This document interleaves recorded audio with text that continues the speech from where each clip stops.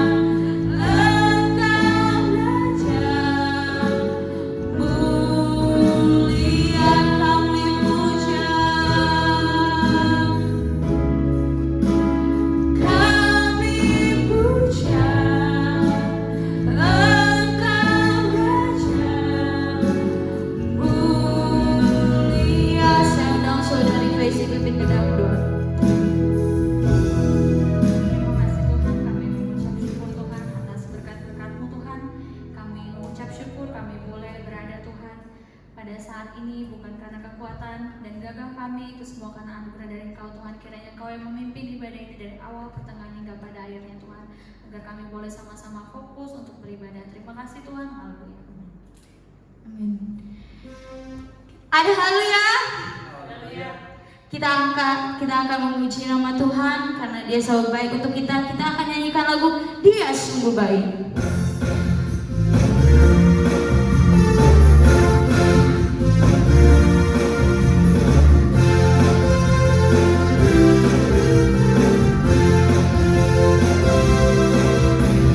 Dia mati bagiku, Dia bangkit bagiku, ya Tuhan Allah pendamaiku, kuasa maut, kuasa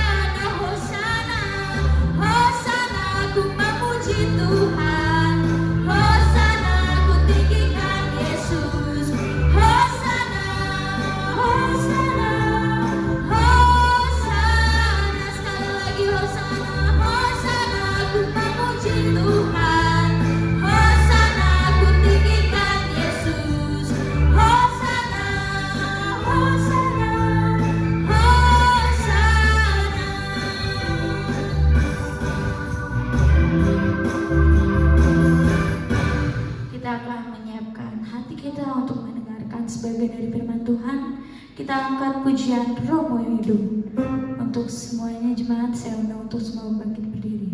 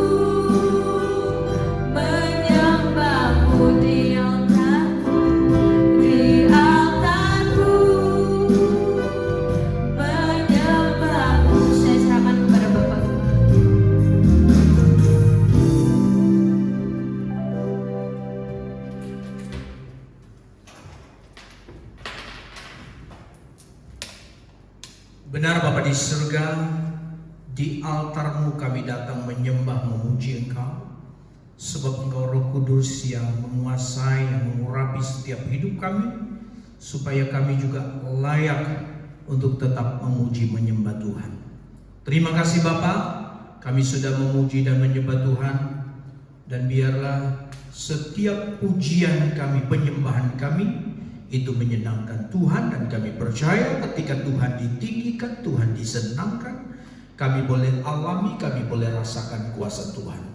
Terima kasih Bapa, berkati dan pakai hamba-hamba-Mu yang sudah mengambil bagian dalam pelayanan pekerjaan Tuhan pada saat ini. Dan saat ini kami akan sama-sama mengikuti atau belajar bersama-sama di dalam kebenaran firman Tuhan. Tuhan urapi kami semua, baik hamba-Mu yang akan menyampaikan kebenaran firman Tuhan, bahkan semua umat-umat Tuhan yang ada di rumah masing-masing, mereka juga mengalami urapan Tuhan untuk kami sama-sama belajar dan kami menerima kebenaran firman Tuhan. Berfirmanlah Engkau Bapa, kami siap untuk menerima kebenaran firman Tuhan. Di dalam nama Tuhan Yesus Kristus kami berdoa dan bersyukur. Amin. Haleluya, haleluya, puji Tuhan. Dan hari ini saya percaya kita semua bersukacita bersama-sama di dalam suasana sukacita, ya, sehingga kita bisa memuji menyembah Tuhan. Dan hari ini kita sama-sama juga akan menikmati kebenaran firman Tuhan.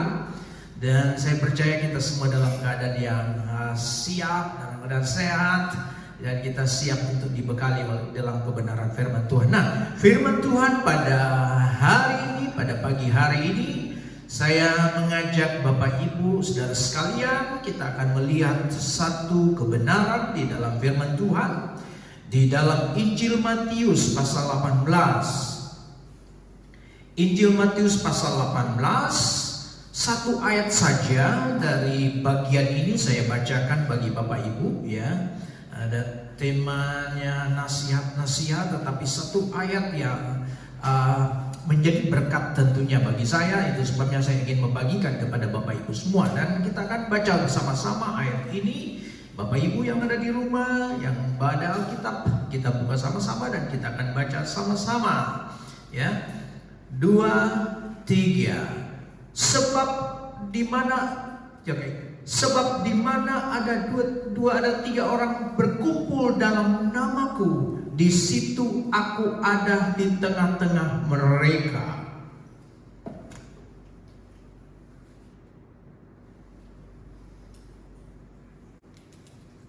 Nah, Bapak Ibu Saudara sekalian yang dikasihi Tuhan kita Yesus Kristus, saya percaya perkataan yang merupakan janji Yesus ini sudah seringkali kita dengar, bahkan kita baca di dalam Alkitab, ya.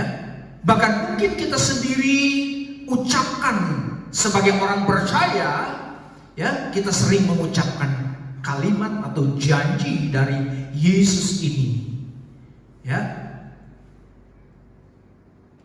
Apalagi bagi gereja yang masih kecil, baru merintis, jemaatnya masih bisa dihitung dengan jari, saya percaya sering mengucapkan kalimat ini bahwa Tuhan hadir, ya, walaupun hanya 2-3 orang, pasti Tuhan hadir di situ, ya. Saya percaya ini diucapkan benar-benar dari keyakinan akan kebenaran firman Tuhan dan pengalaman-pengalaman pribadi kita sendiri dengan Tuhan. Nah, tetapi ada juga yang mungkin hanya ingin menghibur jemaat, ingin menghibur orang lain, dan bisa juga menghibur diri sendiri karena memang masih sedikit. Ya, tetapi untuk ini saya tidak bisa menjudge, ya, tidak bisa menyimpulkan, ya, karena tentu saja hanya pribadi Kita sendiri dengan Tuhan yang tahu. Ketika kita mengucapkan kebenaran ini, pribadi kita sendiri dengan Tuhan yang tahu, gitu ya. Saya tidak tahu. Ya, tetapi hal ini menjadi menarik kalau kita memperhatikan gejala-gejala yang terjadi di akhir zaman ini. Ya. Kalau kita memperhatikan gejala yang terjadi akhir-akhir ini, di mana gereja yang sudah besar, sudah memiliki jemaat yang banyak, dengan perlengkapan yang sangat wah, musiknya begitu lengkap, sound system yang bagus, ya. WL dan para singer menyanyikan lagu-lagu pujian yang sangat mempesona, serta permainan musik yang begitu harmonis, sampai bisa menyentuh jiwa atau emosi banyak orang, ya, menyentuh begitu banyak emosi jiwa banyak orang yang hadir, sehingga banyak orang berpikir dan menganggap bahwa seperti inilah yang benar-benar Tuhan hadir. Hanya orang bisa menganggap seperti wah, dengan hebat, dengan luar biasanya, sehingga banyak orang-orang beranggap wah, inilah yang seperti inilah yang Tuhan hadir.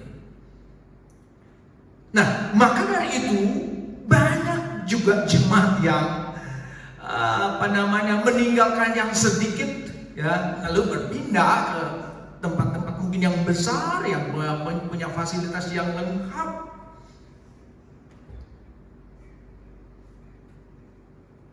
Ibadah di tempat-tempat yang besar, ya, ini yang harus kita renungkan, Bapak Ibu. Ini yang kita benar-benar harus renungkan baik-baik, ya, karena ini sedang terjadi juga. Apakah perkataan atau janji Tuhan Yesus ini masih relevan dan masih menjadi keyakinan orang-orang percaya di masa kini? Ya, ini harus dipertanyakan. Apakah pernyataan atau janji Yesus di mana Dia hadir dalam setiap orang itu? Apakah janji atau perkataan Yesus menjadi keyakinan orang-orang percaya kepada Tuhan yang ada di masa kini? Saya percaya bahwa Tuhan Yesus adalah pribadi yang sangat menyukai, yang sangat ahli dan menyukai kesenian, musik, berbagai kesenian lainnya gitu. Dia begitu ahli, dia begitu menyukai. Tuhan kita sangat menyukai itu. Buktinya waktu Dia lahir, kalau kita lihat di dalam biasa kita kalau Natal kita baca di dalam Lukas pasal 2 gitu kan, tapi kita nggak baca sekarang. Tapi di sana diceritakan waktu Dia lahir, ya, ribuan, ya, sebagai manusia, Dia lahir sebagai manusia, ya, disambut dengan paduan suara ribuan malaikat, ya, paduan suaranya begitu indah gitu. Kalau malaikat bernyanyi, saya belum pernah dengar malaikat bernyanyi, tapi kalau saya percaya kalau mereka bernyanyi gitu, paduan suara begitu hebat, begitu harmonis gitu, sehingga gembala-gembala itu, waktu orang-orang itu terpukau dengan apa yang dilihat oleh gembala-gembala.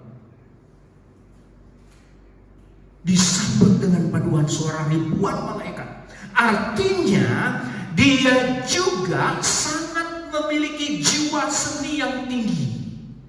Dia juga memiliki jiwa seni yang tinggi. Tetapi Bapak Ibu Saudara sekalian, bukan berarti karena Tuhan memiliki jiwa seni yang tinggi, lalu Dia hanya akan hadir di tempat-tempat yang memiliki fasilitas yang sangat lengkap. Bukan berarti karena dia jiwa seniati lalu dia hanya bisa akan hadir di tempat-tempat yang memiliki fasilitas yang lengkap. Saya mau katakan begini, memiliki fasilitas yang lengkap di gereja tidak salah. Tidak salah Bapak Ibu. Memiliki fasilitas yang lengkap, musik yang hebat, pemain musik yang luar biasa, itu tidak salah. Tidak salah. Menjadi salah kalau pandangan atau konsep berpikirnya, ya, menjadi salah kalau pandangan atau konsep berpikirnya, ya, menjadi salah kalau cara berpikir atau konsep berpikir atau pandangan bahwa dengan fasilitas yang serba lengkap itu bisa menghadirkan atau bisa menarik kehadiran Tuhan di gereja. Ya, ini yang tidak benar. Jadi pandangan ini yang tidak benar. Orang punya musik, orang punya fasilitas serba lengkap di gereja dengan AC, orang merasa nyaman, itu tidak salah. Tetapi menjadi salah kalau kita konsep kita berpikir ke pandangan kita bahwa seperti inilah hal-hal seperti ini yang Tuhan pasti hadir. Karena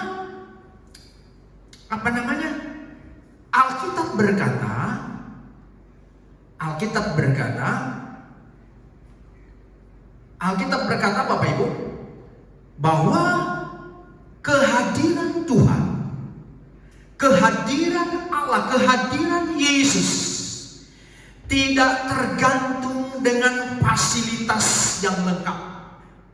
Dan banyaknya orang dia tidak tergantung dengan itu. Ya. Coba kita pikirkan, coba Bapak Ibu bayangkan sekarang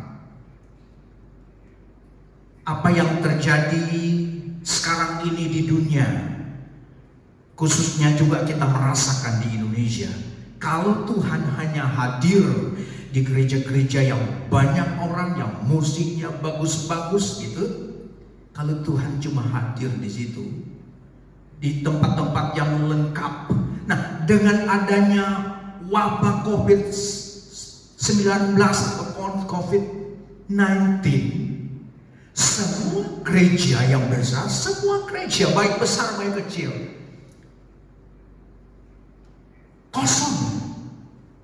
Tidak lagi banyak orang yang hadir, tidak lagi hanya berapa orang yang bisa hadir. Gereja-gereja besar yang memiliki fasilitas yang lengkap. Dengan adanya wabah ini, ya, semua kosong. Tidak lagi digunakan pemusik-pemusik yang hebat. Ya, padahal nggak bisa bermain musik lagi karena semua dibatasi. Kalau kita berpikir seperti itu, berarti Tuhan nggak hadir lagi dalam ibadah-ibadah, gitu kan? Karena nggak ada orang, karena cuma sedikit orang. Berarti Tuhan tidak hadir lagi dalam ibadah-ibadah yang diadakan di rumah-rumah sementara ini kan. Sementara ini kita beribadah di rumah. Ya, kita kalau hanya berpikir bahwa Tuhan hanya bisa hadir di tempat-tempat yang hebat gitu, lalu itu sebabnya banyak orang berpikir, kalau begitu nggak enak gitu kan. Tuhan nggak hadir. Kita ibadah di rumah, sementara ini kita beribadah di rumah, Tuhan nggak hadir. Nah, artinya tidak benar anggapan atau cara berpikir seperti itu. Tidak benar. Tidak benar, salah. Anggapan bahwa hanya di tempat-tempat yang lalu kita bisa menarik kehadiran Tuhan, itu anggapan tidak benar. Nah, sebenarnya dengan keadaan yang kita alami seperti ini, ada hikmahnya Bapak Ibu. Ya, ada hikmahnya. Dengan keadaan yang kita alami seperti ini, ya, tidak bisa ketemu satu dengan yang lain, ya, dengan situasi atau kondisi seperti sekarang ini kita tidak bisa beribadah banyak di gereja. Nah, ayat ini kembali mengingatkan kita, orang-orang percaya, untuk benar-benar yakin akan kebenaran firman Tuhan ini, untuk benar-benar kembali bahwa kita memiliki keyakinan bahwa firman apa-apa yang disampaikan Yesus ini adalah kebenaran. Janji yang disampaikan Yesus ini adalah janji yang benar. Kita harus memiliki keyakinan bahwa di mana, berapapun, dimanapun kita berkumpul, berapapun jumlah kita berkumpul, dimanapun, ya, pasti Tuhan hadir. Pasti Tuhan hadir. Makanya di dalam ayat ini jelas sekali, ya, Yesus berkata, sebab di mana ada 2 atau 3 orang berkumpul dalam namaku, di situ aku ada di tengah-tengah mereka. Ini janji loh. Ini janji. Nah, dalam kesempatan ini kita akan melihat apa yang membuat hadir, apa yang membuat Tuhan hadir. Ya. Apa yang membuat Tuhan hadir, walaupun banyak, walaupun sedikit, tapi bisa saja juga sedikit Tuhan gak hadir, bisa juga banyak Tuhan gak hadir gitu. Nah, itu sebabnya dalam kesempatan ini kita akan lihat apa yang membuat Tuhan bisa hadir dalam perkumpulan kita seperti apa yang dijanjikannya. Dikatakan Yesus dalam ayat ini, di mana ada 2-3 orang berkumpul, Yesus hadir. Apa yang membuat Yesus hadir? Apa yang membuat kehadiran Tuhan di dalam perkumpulan kita? Mau kecil, mau banyak, tapi apa? Kita mau lihat apa yang membuat ini, harus dipertanya apa sih yang membuat Tuhan bisa hadir dalam persekutuan kita? Supaya kita benar-benar merasakan, kita betul-betul yakin bahwa kebenaran firman Tuhan ini itu menjadi janji kita orang-orang percaya. Nah, yang pertama, ya, Tuhan Yesus akan hadir di mana namanya, nama Yesus, nama Tuhan ditinggikan. Artinya ketika Tuhan disenangkan, Tuhan ditinggikan.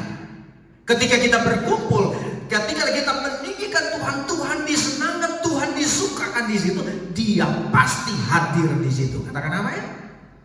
Dia pasti hadir di situ. Ketika Dia ditinggikan, ketika Dia disukakan, jadi Tuhan harus disenangkan, Tuhan harus ditinggikan. Buat apa Dia hadir kalau bukan Dia yang ditinggikan? Nah, kembali kita lihat, kita perhatikan baik-baik. Ya, ayat yang kita baca, saya suka ulang-ulang ayat ini supaya ini menjadi bagian benar-benar kita ingat terus dalam hati kita. Ya, Daud berkata, biar firman Tuhan aku simpan dalam hati supaya aku tidak berdosa. Nah, itu sebabnya kita supaya firman Tuhan ini kita benar-benar simpan, ya. Bukan hanya sekedar slogan ucapan kita, tapi benar-benar itu menjadi bagian kita alami. Kita lihat, perhatikan ayat yang kita sudah baca tadi, bahwa sebab di mana ada 2 atau 3 orang berkumpul dalam namaku, di situ aku ada di tengah-tengah mereka. Ini kata Yesus. Artinya apa, Bapak Ibu? Artinya kehadiran Tuhan tidak terbatas dengan fasilitas lengkap, ya, dengan banyaknya orang yang hadir. Tetapi Tuhan Yesus berjanji akan hadir dalam perkumpulan, dalam setiap orang-orang berkumpul, ya. Orang-orang berkumpul memuji Tuhan, memuliakan Tuhan dengan segenap hati. Ini yang penting. Dan pastikan hanya Dia yang disenangkan. Pastikan hanya Tuhan yang disenangkan. Pastikan hanya Dia yang disenangkan, bukan yang lain.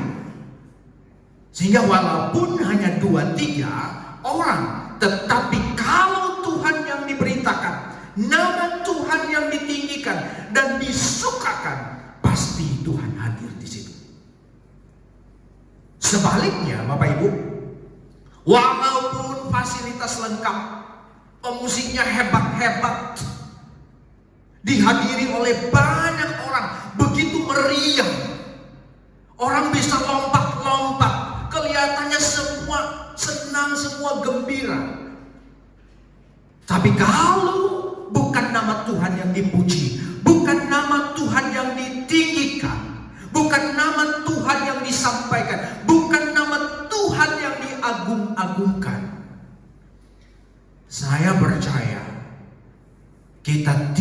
akan mengalami atau merasakan kehadiran Tuhan dalam perkumpulan seperti itu. Nah, mungkin ada yang bertanya, kenapa bisa seperti itu, Bapak? Ya. Karena ada alasan, karena firman Tuhan, kan semua ada dalam firman Tuhan. Ya, karena jelas sekali Alkitab berkata. Ya, Alkitab berkata, kita harus lihat Alkitab.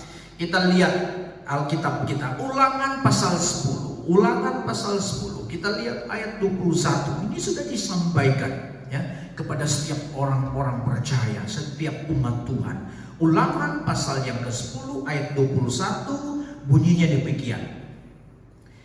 Dialah pokok puji-pujianmu dan dialah Allahmu yang telah melakukan di antaramu perbuatan-perbuatan yang besar dan dahsyat yang telah kau lihat dengan matamu sendiri. Ya, jelas. Di sini dikatakan hanya Tuhan sentral atau pokok puji-pujian, tidak ada yang lain, tidak boleh yang lain. Kalau kita berkumpul, kalau kita beribadah, kalau kita bersekutu, hanya Tuhan sentral kita, hanya Tuhan pokok puji-pujian kita, hanya Allah yang dipuji, yang disembah, bukan yang lain. Jelas sekali. Hanya Tuhan pokok puji-pujian kita, tidak boleh yang lain. Oleh karena itu, Tuhan Yesus berkata, 2-3 orang berkumpul dalam namaku, pasti Dia hadir di situ, di tengah-tengah mereka itu. Itu yang pertama. Jadi kalau Tuhan ditinggikan, mau ibadah, mau berapa orang, tetapi kalau Tuhan kita berkumpul, Tuhan yang disembah, Tuhan yang ditinggikan, saya percaya kita bisa merasakan bahwa Tuhan hadir di situ. Tuhan hadir dalam rumah-rumah kita. Kita mungkin sedang beribadah, sedang bersekutu. Walaupun mungkin cuma bapak ibu, cuma 2 orang. Walaupun mungkin cuma ada anak dan orang tua. Tapi saya percaya kalau kita meninggikan Tuhan, kita memuliakan Tuhan, kita menyembah Tuhan, Dia hadir di situ. Yakin bahwa Dia hadir di situ. Percaya bahwa Dia hadir bersama-sama dengan kita. Itu luar biasa hebat. Nah, yang kedua, Tuhan pasti hadir di mana ada orang yang rindu, yang penuh kerinduan untuk bertemu dengan Dia. Ini penting. Jadi Dia juga mau hadir di mana ada orang-orang yang sepenuh hati dengan memiliki kerinduan untuk bertemu dengan Dia. Nah, pertanyaannya, tujuan kita berkumpul apa? Itu sebenarnya kita harus pertanyakan. Kalau kita berkumpul, kita bersekutu, itu untuk apa? Tujuan kita berkumpul atau beribadah untuk apa? Harus jelas, Bapak Ibu. Banyak orang berkumpul, kelihatannya beribadah, melayani, tapi tidak mengalami atau tidak merasakan kehadiran Tuhan. Banyak orang bisa berkumpul, bisa menyanyi, bisa hebat gitu kan, tapi tidak merasakan kehadiran Tuhan, tidak mengalami kehadiran Tuhan.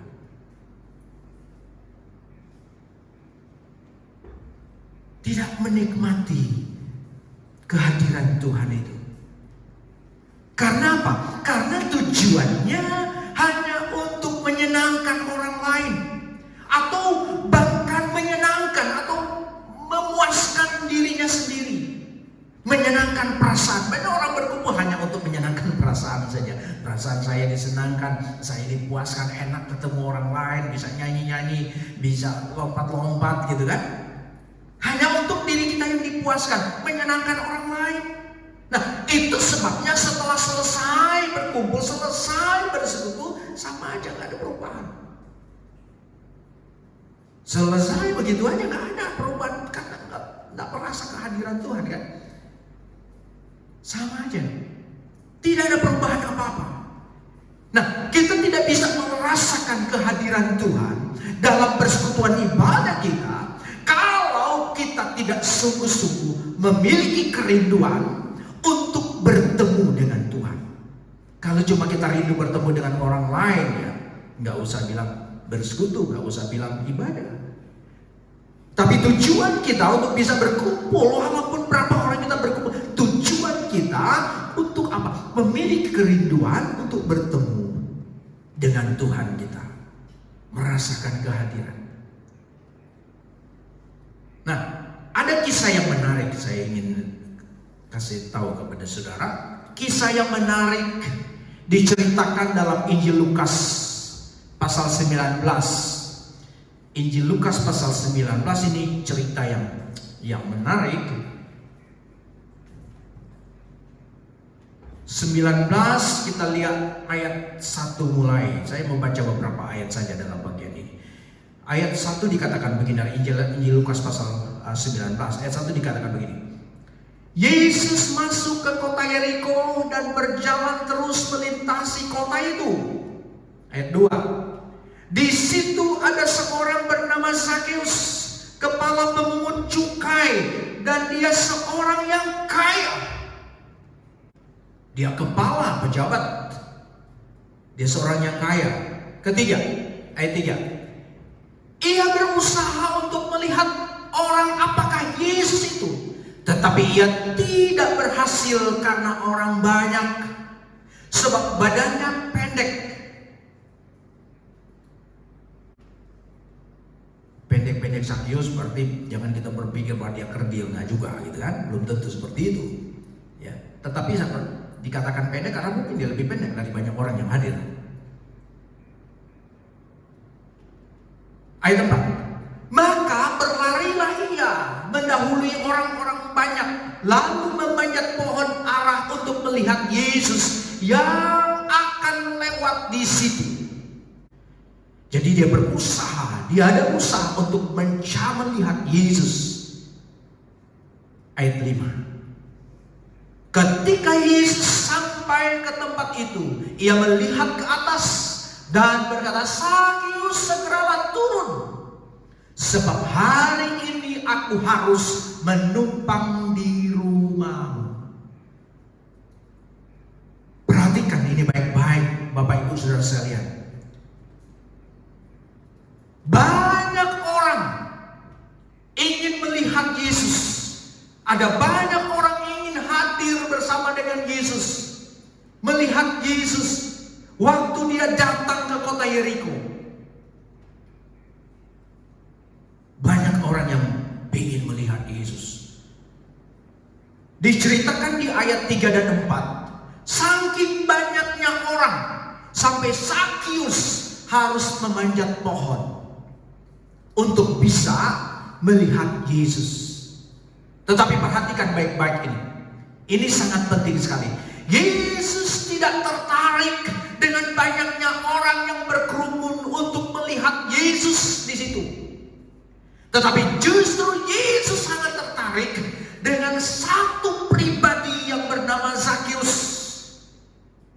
Sehingga Yesus berkata di ayat yang kelima, Zakeus, segeralah turun, sebab hari ini aku harus menumpang di rumahmu. Nah, ini penting sekali kan. Dia tidak tertarik dengan begitu banyak orang yang berkerumun yang sedang mengeluh-elukan dia, mungkin menyambut dia. Tapi dia tertarik dengan satu pribadi, satu pribadi yang namanya Zakeus. Sehingga dia berkata, aku hari ini harus menumpang di rumahmu. Wah, luar biasa. Seorang raja yang datang di rumah kita. Jangankan seorang raja gitu kan, seorang pejabat saja mau datang, tiba-tiba mau datang ke rumah kita. Waduh, betapa hati kita begitu gembira kita menyambut pejabat itu. Apalagi ini sang raja di atas segala raja. Nah, pertanyaannya, apa yang membuat Yesus tertarik dengan Zakeus? Apa yang membuat Yesus tertarik dengan satu pribadi ini? Jawabannya itu sederhana sekali. Sederhana, Bapak Ibu. Sederhana. Yesus adalah Allah yang Maha Tahu. Dia adalah Allah yang Maha Tahu, dia tahu semuanya. Karena dia adalah Allah. Dia tentu saja pasti tahu hati setiap orang yang hadir di situ. Dia sangat mengenal orang-orang yang benar-benar memiliki kerinduan untuk bertemu dengan Dia, atau hanya untuk melihat, sekedar melihat, atau sekedar ikut-ikutan. Ya, Tuhan tahu. Jadi kehadiran kita ya dalam dalam perkumpulan itu Tuhan tahu. Hati kita Tuhan tahu. Mau bertemu dengan dia tahu. Kalau cuma untuk menyenangkan sendiri, wah dia tahu juga gitu. Banyak orang hanya datang untuk lihat, ikut-ikutan, dan Tuhan tahu. Itu sebabnya dia tahu bahwa Sakius ini memiliki pribadi yang lain daripada yang lain. Nah, Sakius adalah memang seorang pejabat, dia begitu kaya. Tentu saja dia seorang yang disegani, seorang yang terhormat.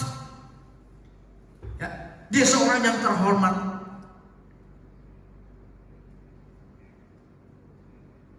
Tetapi bukan itu yang membuat Yesus tertarik. Bukan kekayaannya, bukan karena jabatannya Yesus tertarik dengan dia. Tapi saya percaya Yesus sangat tertarik dengan hati Sakius yang sungguh-sungguh memiliki kerinduan yang dalam. Memiliki kerinduan yang dalam untuk melihat dan bisa bertemu dengan Yesus. Ini buktinya, walaupun dia pejabat, dia terhormat, dia kaya, tetapi dia tidak peduli dengan semua yang menjadi kebanggaan banyak orang, menjadi kebanggaan banyak orang, menjadi yang dicari orang-orang, yang dicari orang kan jabatan, kekayaan dan sebagainya. Tapi Sakius tidak peduli dengan semua itu. Nah, dia rela meninggalkan itu dan merendahkan dirinya ya dengan memanjat pohon. Mungkin orang berkata, kok memanjat pohon merendahkan diri? Ya, dia seorang pejabat. Coba saudara pikir, dia seorang pejabat, seorang terkenal, malu dong kalau tiba-tiba mau naik pohon. Tetapi dia nggak peduli, dia tinggalkan semua, dia merendahkan itu. Sampai ke kalimat dia akan pakai kata ini bahwa dia merendahkan diri dengan memanjat pohon. Ya, merendahkan dirinya dengan memanjat pohon. Untuk apa? Untuk bisa melihat Yesus. Ya, itu dia lakukan karena apa? Karena kerinduannya begitu dalam untuk bisa bertemu dengan Yesus. Dan saya mau kasih tahu ini Bapak Ibu. Saya mau kasih tahu satu hal yang penting ini, satu hal yang hebat, satu hal yang sangat penting ini Bapak Ibu. Tuhan Yesus sangat tertarik dan menghargai sikap hati orang-orang seperti ini Bapak Ibu. Aduh, Tuhan Yesus sangat menghargai, sangat menghormati orang-orang yang memiliki hati seperti ini. Hati yang memiliki, yang benar-benar rindu untuk bertemu dengan Yesus. Yesus tahu. Nah, Tuhan menghargai. Sehingga di ayat 5, ya, kita kembali lagi lihat di ayat 5 Lukas ini, bahwa Yesus dikatakan segeralah turun. Sakius segeralah turun, aku hari ini aku harus menumpang di rumah. Yesus mau bersekutu, Yesus mau hadir di rumah Sakius. Karena apa? Dia tahu orang ini, hati orang ini begitu rindunya untuk bisa bertemu dengan Yesus. Ini penting sekali kan? Jadi di mana orang-orang yang rindu bertemu dengan Tuhan, dengan Yesus, pasti Tuhan hadir. Pastikan Tuhan hadir di situ. Kita bisa merasakan kehadiran Tuhan. Kita bisa menikmati, mengalami hadirat Tuhan ketika kita punya kerinduan yang dalam, punya kerinduan yang sungguh-sungguh untuk benar-benar Tuhan saat ini, waktu ini, aku mau menikmati Engkau, aku mau menikmati hadirat-Mu. Dan ingat baik-baik, kalau kita punya kerinduan seperti Sakius, Tuhan juga menikmati kita. Jadi jangan cuma kita menikmati Tuhan, tapi Tuhan tidak menikmati kita. Tuhan menikmati Sakius karena dia begitu rindu untuk bertemu dengan Tuhan.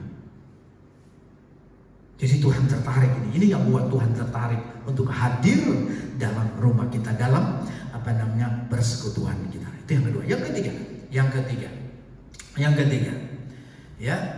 Yang ketiga, Tuhan hadir di mana ada orang-orang juga yang menghargai kehadiran Tuhan. Katakan amin. Tuhan akan hadir, Yesus akan janji, Tuhan akan hadir di tengah-tengah kita, berada di tengah-tengah kita, bersekutu bersama-sama dengan kita, walaupun mungkin cuma 2-3 orang, tapi Dia hadir di situ karena orang-orang itu adalah orang-orang yang menghargai kehadiran Tuhan. Nah, itu sebabnya untuk bisa merasakan atau mengalami kehadiran Yesus dalam perkumpulan atau ibadah kita, itu tergantung bagaimana kita benar-benar menghargai kehadiran Yesus. Kita benar-benar menghargai kehadiran Yesus. Kalau kita sedang bersekutu, sedang berdoa, benar-benar kita berdoa, benar-benar kita sungguh-sungguh. Jangan dibingungkan dengan yang lain. Ya, sekarang kan banyak fasilitas yang sedang mempengaruhi kita. Lagi ibadah, bisa juga orang lagi ibadah lagi usaha. Nah, ini jangan sampai ada di antara kita. Lagi ibadah, lagi pesan, lagi ada pesanan, nah yang malas WA dan sebagainya. Nah, berarti kita tidak menghargai kehadiran Tuhan. Kalau kita benar-benar menghargai, fokus kita hanya kepada Tuhan. Hargai kehadirannya, hargai ibadah, hargai doa itu, supaya kita benar-benar kualitas kita kepada Tuhan itu dia akan lihat kita menghargai. Jadi tergantung bagaimana kita benar-benar menghargai kehadiran Yesus. Nah, banyak orang kelihatannya aktif di gereja, kelihatannya sibuk melayani di gereja, tapi dia sendiri sebenarnya tidak merasakan, tidak mengalami kehadiran Tuhan. Nah, itu bisa saja terjadi Bapak Ibu, karena mungkin yang mereka lakukan itu hanya melakukan hanya untuk dilihat orang.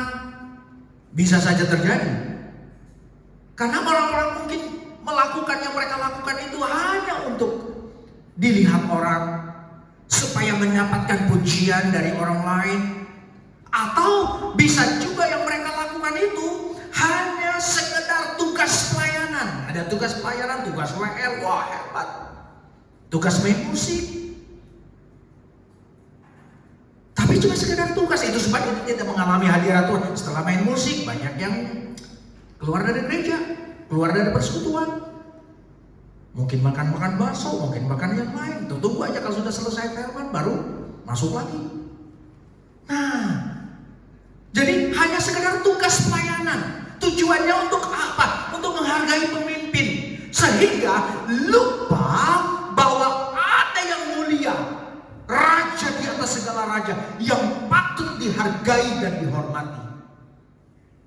Dia lupa, dia hanya bisa karena sekedar tugas. Wah, saya menghargai tugas dan sebagainya, saya datang dengan tepat waktu, gitu kan? Saya bermain dengan baik, saya bisa memimpin pujian dengan baik, mungkin saya bisa berkhotbah dengan baik. Tetapi lupa bahwa ada yang mulia, raja kita di atas segala raja, yang hadir di situ. Itu sebabnya banyak orang yang kelihatannya aktif, sibuk melayani, tetapi dia sendiri tidak mengalami kehadiran Tuhan. Ada banyak kan orang bisa ya karena cuma karena saja banyak khotbah, cuma datang khotbah, habis khotbah pulang ke tempat yang lain. Saya nggak salahkan orang-orang sibuk seperti itu, enggak. Tapi kalau benar-benar kita dalam pelayanan seperti itu, ya it's okay. Tapi yang namanya orang, saya datang aja udah mau dekat-dekat firman Tuhan. Kan saya cuma melayani firman gitu. Ya gitu. Jadi kelihatannya aktif, kelihatannya sibuk melayani, tetapi dia sendiri tidak mengalami, tidak merasakan kehadiran Tuhan. Kosong. Datang kosong, pulang kosong. Nah, perhatikan Bapak Ibu, apa yang ditulis dalam Lukas 10. Lukas 10 kita akan lihat satu kisah yang ditulis dalam Lukas pasal 10 ayatnya ke-38 sampai 42. Lukas pasal 10 ayat 38 sampai 42. Kita lihat, saya bacakan begini. Ketika Yesus dan murid-muridnya dalam perjalanan, tibalah dia di sebuah kampung. Seorang perempuan yang bernama Marta menerima dia di rumahnya. Perempuan itu mempunyai seorang saudara yang bernama Maria. Maria ini duduk dekat kaki Tuhan dan terus mendengarkan perkataannya. Ayat 40. Sedang Marta sibuk sekali melayani. Garis bawahi. Sedang Marta sibuk sekali melayani. Ia mendekati Yesus dan berkata, "Tuhan, tidakkah engkau peduli bahwa saudaraku membiarkan aku melayani seorang diri? Suruhlah dia membantu."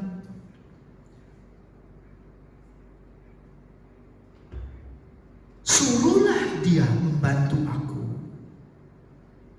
Ayat 41. Tetapi Tuhan menjawabnya, "Marta, Marta, engkau khawatir dan menyusahkan diri dengan banyak perkara. Tetapi hanya satu saja yang perlu. Maria telah mengambil bagian yang terbaik yang tidak akan diambil daripadanya." Tidak bisa diambil. Nah, hal yang sangat penting yang dapat kita pelajari dalam kisah ini adalah Maria sangat menghargai kehadiran Yesus. Sehingga dia benar-benar mengalami kehadiran Yesus dalam hidupnya. Dia benar-benar mengalami kehadiran Yesus dalam hidupnya. Karena dia juga menghargai kehadiran Yesus. Ya. Apa indikasinya Maria menghargai kehadiran Yesus? Jawabannya kita lihat dalam ayatnya yang ke-39. Kita kembali lihat ayat 39. Ini jawabannya, ya, bahwa Maria begitu menghargai Yesus.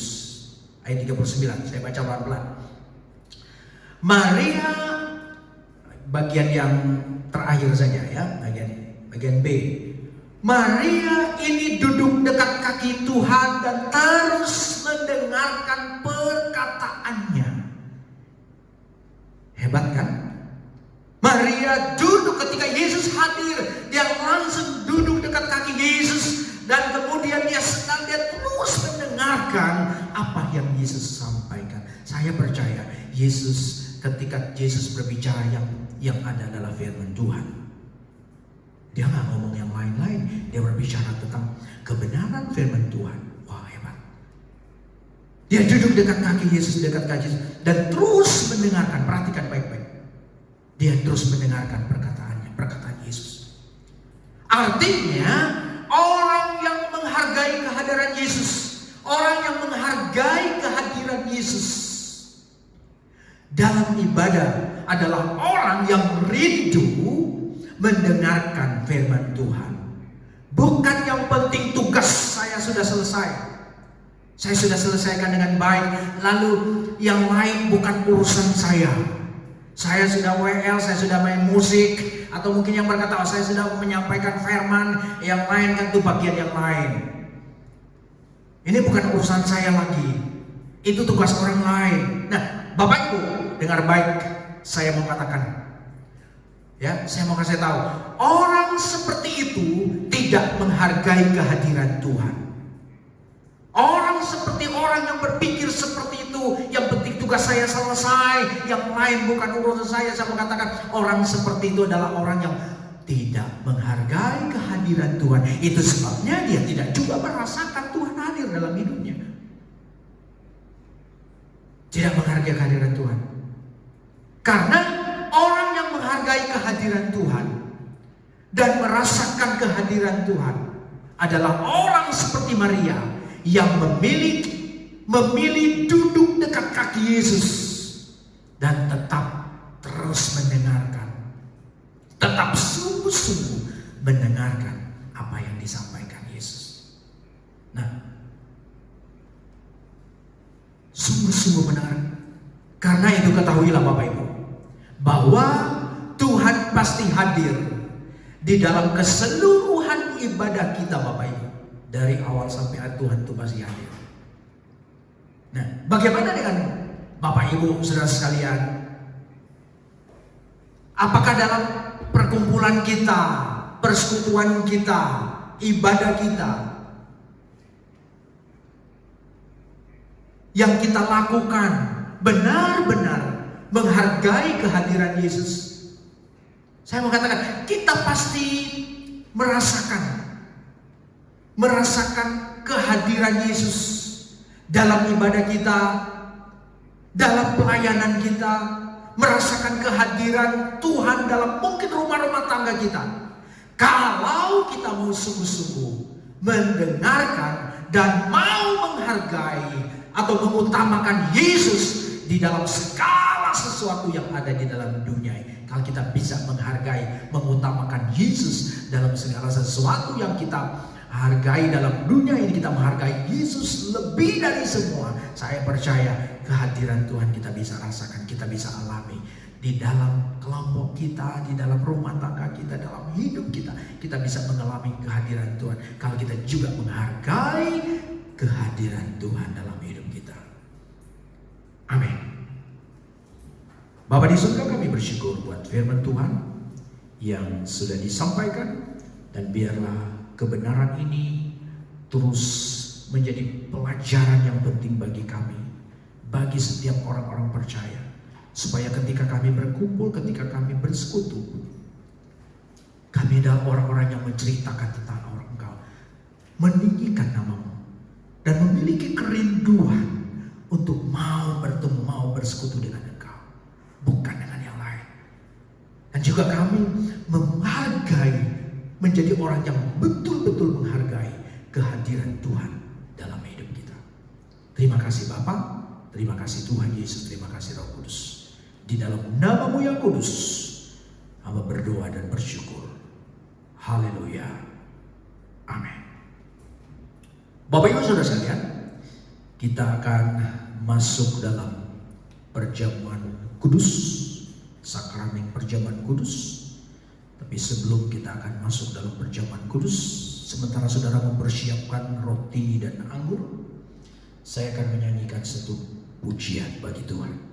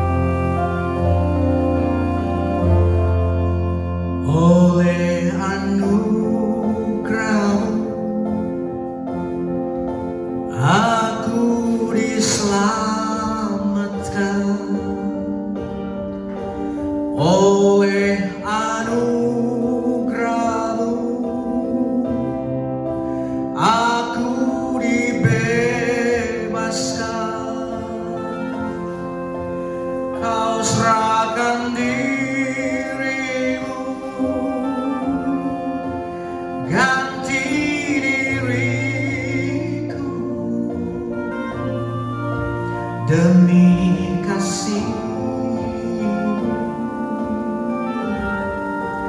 demi cinta,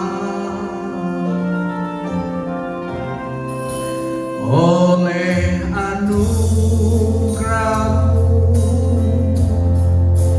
aku diselamatkan, oleh anugerah-Mu aku dibebaskan. Kau serahkan diri-Mu,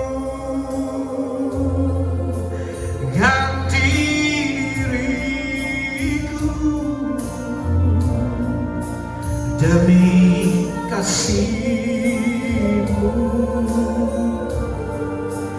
demi cinta. Terima kasih Tuhan, terima kasih Yesus, Kau rela mati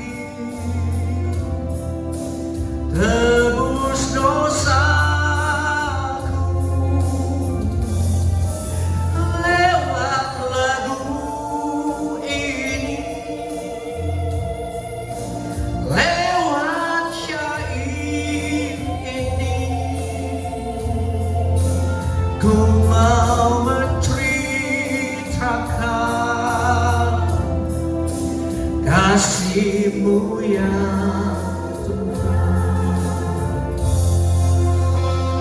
Bapa, kami bersyukur buat anugerah-Mu yang besar. Lewat putra-Mu yang tunggal yang telah memberikan nyawanya bagi kami. Rela mati di kayu salib. Rela dihancurkan. Rela darahnya ditumpahkan. Sehingga kami boleh mengalami pengampunan dosa. Oleh anugerah-Mu aku diselamatkan. Oleh anugerah-Mu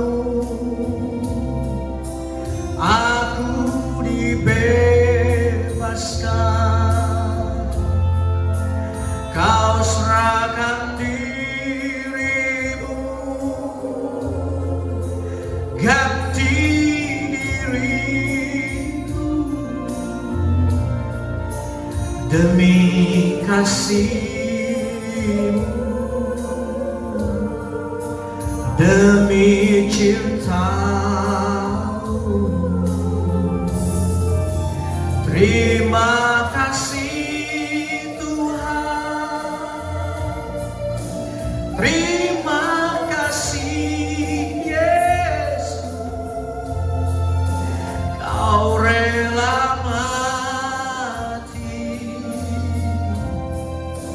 tebus dosaku. Lewat lagu ini, lewat syair ini, ku mau menceritakan kasih-Mu ya Tuhan. Ku mau menyaksikan kasih-Mu ya Tuhan. Bapak Ibu Saudara sekalian, saya undang bangkit berdiri.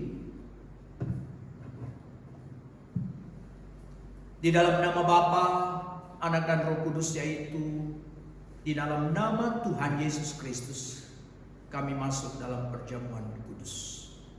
Haleluya. Amin. Pegang roti dengan tangan kanan kita, kita angkat melebihi kepala kita.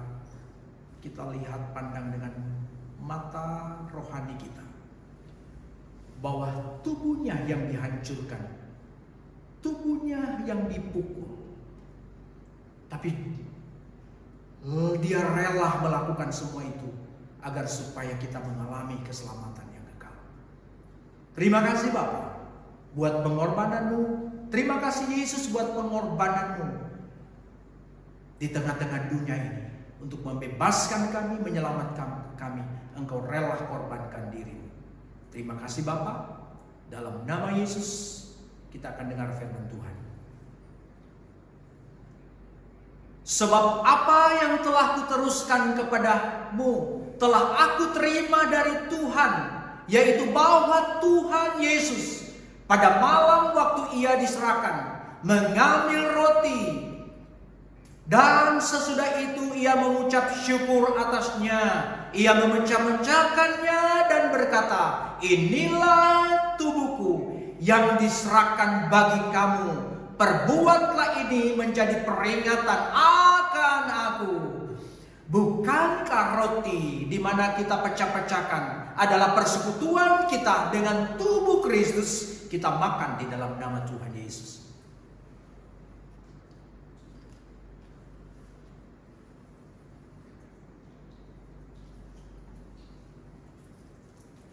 Amin, amin, amin. Kita angkat cawan dengan tangan kanan kita. Setetes darah Yesus itu sangat berarti bagi manusia, sangat berarti bagi kita. Sebab lewat tetesan darah Yesus, di sanalah dosa-dosa kita diampuni, disucikan. Itu sebabnya kita bersyukur, kita berterima kasih karena Dia rela mencurahkan darahnya bagi kita semua. Terima kasih Tuhan Yesus buat pengorbanan-Mu, darah-Mu tercurah bagi kami. Tapi lewat itu semua kami manusia yang berdosa, yang percaya kepadamu, mengalami pengampunan oleh karena pengorbanan-Mu. Terima kasih Tuhan, dalam nama Yesus kita akan dengar firman Tuhan. Demikian juga Ia mengambil cawan sesudah makan, lalu berkata, cawan ini adalah perjanjian baru yang dimeteraikan oleh darahku. Perbuatlah ini setiap kali kamu meminumnya, menjadi peringatan akan aku. Bukankah cawan pengucapan syukur, yang atasnya kita ucapkan syukur, adalah persekutuan dengan darah Kristus? Kita minum di dalam nama Tuhan Yesus. Haleluya, haleluya. Terima kasih Bapa, terpuji-puji nama-Mu. Kami bersyukur buat segala pengorbanan-Mu. Kami juga bersyukur buat kebenaran-Mu yang sudah kami rasakan, kami sudah alami pada saat ini. Terima kasih Bapa, kami bersyukur di dalam nama Tuhan Yesus Kristus kami berdoa. Sebentar umat-umat-Mu akan memberikan korban persembahan. Tuhan memberkati setiap umat-umat Tuhan yang juga akan memberikan persepuluhan. Tuhan memberkati setiap umat-umat-Mu, pekerjaan mereka, usaha mereka tetap diberkati Tuhan. Walaupun dalam keadaan yang sulit seperti ini, tapi lewat ini kami lebih belajar lagi bagaimana kami harus melakukan sesuatu untuk kemuliaan Tuhan. Terima kasih Bapa. Kami percaya semua umat-umat Tuhan ada dalam perlindungan dan berkat Tuhan. Dalam nama Yesus kami berdoa dan bersyukur. Haleluya, haleluya. Amin. Saya serahkan kepada Ibu.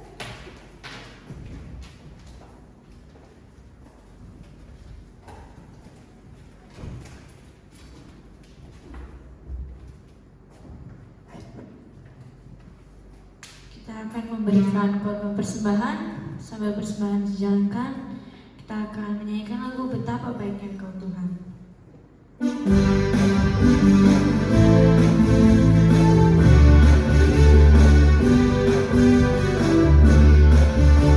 Betapa baiknya Engkau Tuhan, kasih-Mu tiada berkesudahan. Betapa mulia kasih-Mu Yesus, jiwaku diselamatkan.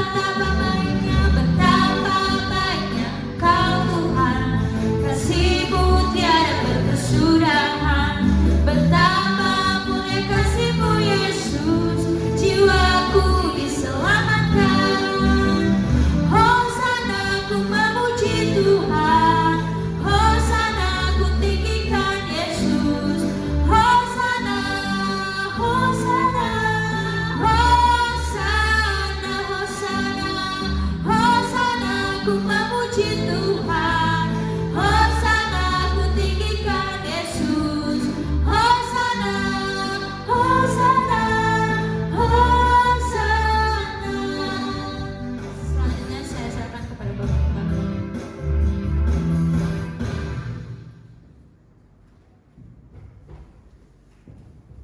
Puji Tuhan, terima kasih Bapak Ibu, saudara sekalian buat persembahan yang sudah disampaikan, yang sudah diberikan untuk pelayanan pekerjaan Tuhan. Tuhan Yesus memberkati. Dan tentunya sebagai pengumuman ya, kita masih lihat bahwa PSBB masih diperpanjang. Ya, itu sebabnya kita masih tentunya beribadah di rumah. Tetapi percaya bahwa ketika kita sungguh-sungguh beribadah, kita sungguh-sungguh bersekutu, Tuhan kita adalah Tuhan yang maha hadir. Dia hadir, karena Dia maha hadir berarti bukan hanya Dia hadir di sini, dalam segala sesuatu, dalam di mana-mana tempat Dia hadir dalam waktu yang sama. Percaya karena Dia adalah Allah yang hidup. Terima kasih. Dan mungkin minggu depan juga kita masih adakan ibadah online seperti ini. Tetap berdoa ya, tetap terus bersyukur dengan apa yang kita alami, supaya ketika kita bersyukur itulah iman kita ya. Puji Tuhan. Tuhan berkati. Dan kita akan tutupkan ibadah ini, dan sebelum kita semua bangkit berdiri, kita akan berdoa buat ibadah ini. Bapa di surga, kami bersyukur, berterima kasih buat ibadah yang kami sudah adakan, dan kami sangat percaya Engkau hadir dari awal sampai dengan yang akhir. Dan kami percaya Engkau yang sudah melawat kami semua, baik lewat pujian, lewat kebenaran firman Tuhan. Kami semua boleh merasakan hadirat Tuhan. Kami boleh merasakan Engkau hadir di tengah-tengah kami dan melawat setiap kami. Itu sebabnya kami bersyukur, sebab kami memiliki Tuhan, memiliki Allah yang maha hadir. Kami percaya Engkau sudah memberkati setiap umat-umat Tuhan, sudah melawat setiap umat-umat Tuhan. Sehingga apapun yang menjadi pergumulan mereka, kerinduan mereka, Engkau Allah yang maha tahu. Itu sebab Engkau menolong mereka. Mungkin mereka sedang berada dalam kelemahan, sedang berada dalam kesusahan. Kami percaya penghiburan Tuhan menjadi bagian umat-umat Tuhan. Kami juga berdoa buat mereka yang sedang berduka. Kami di mana di gereja kami, ya pemimpin kami Jawa Barat, yaitu Pendeta Awondato telah dipanggil Engkau. Kami percaya Tuhan yang maha tahu, itu semua adalah kehendak Tuhan. Dan kami berdoa bagi keluarga, bagi jemaat Tuhan, tolong mereka, hiburkan, kuatkan mereka, supaya pelayanan pekerjaan Tuhan di sana juga tetap berjalan. Terima kasih Bapak. Kami juga berdoa buat bangsa dan negara Indonesia. Tuhan tolong supaya bangsa ini akan bisa keluar dari kesulitan ini. Tolong pemerintah kami supaya juga mengambil kebijakan-kebijakan yang baik untuk rakyat. Begitu juga untuk rakyat, agar supaya bisa dengar-dengaran kepada pemerintah apa yang diputuskan, apa yang disampaikan, apa yang sudah dikerjakan, supaya kami rakyat juga boleh taat. Terima kasih Bapak. Tuhan pakai juga semua tenaga medis, dokter-dokter, para juga tenaga medis yang lain, perawat yang menangani semua itu. Tuhan selalu memberikan mereka kekuatan kesehatan. Terima kasih Bapak, dan Engkau juga memberikan kekuatan kesembuhan bagi mereka yang mengalami COVID-19 ini. Terima kasih hamba-hamba Tuhan juga, Tuhan berkati mereka yang sedang melayani, mungkin sedang kesulitan di mana-mana tempat. Kami doakan, tapi Tuhan tetap bersama dengan mereka. Terpuji namamu, kami bersyukur, dan semua kami telah diberkati Tuhan. Dan saat ini kami akan akhiri ibadah kami dengan penuh ucapan syukur. Tuhan memberkati engkau dan melindungi engkau. Tuhan menyinari engkau dengan wajah-Nya dan memberi engkau kasih karunia. Tuhan menghadapkan wajah-Nya kepadamu dan memberi engkau damai sejahtera. Terimalah berkat damai sejahtera daripada Allah Bapa kita, kasih sayang yang sempurna dari Tuhan kita Yesus Kristus, serta persekutuan penghantaran dari Allah Roh Kudus terus menjadi bagian kita sampai Maranatha. Tuhan Yesus datang kedua kali, dan kita akan bersama-sama Dia dalam kekekalan selama-lamanya. Di dalam nama Bapa, Anak dan Roh Kudus, yaitu di dalam nama Tuhan Yesus Kristus, kami berdoa dan akhiri ibadah ini. Haleluya, haleluya. Amin.